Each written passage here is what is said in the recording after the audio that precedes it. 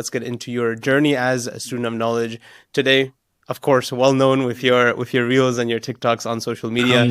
But take us back to the beginning, the early journey as your student of knowledge, the early upbringing, the family influences, and the early dynamic growing up.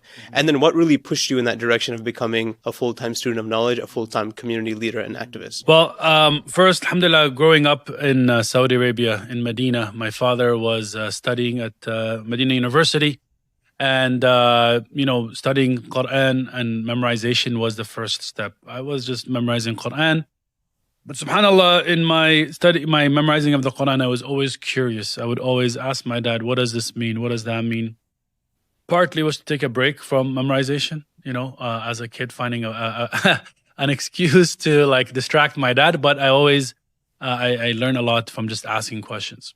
Of course, going through more, I always was interested in learning more about Islam.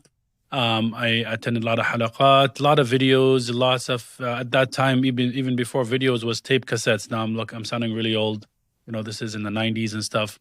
Cassettes and CDs and going through series. We don't even know what those are. Yeah, see, today, a lot of times what happens, people just, they learn knowledge through reels, which is terrible, by the way. I know I make a lot of reels to teach people, but it's unfortunately it's just that's how people are learning, and I'm just trying to get to those crowds who that's all they're intaking. Going through a series, 30, 50 episodes, hours, this is where now you're going to learn knowledge. And so I did a lot of that. And then, of course, you got to get knowledge from scholars. So I was at different halaqat, all part-time. And I was doing my life as it is.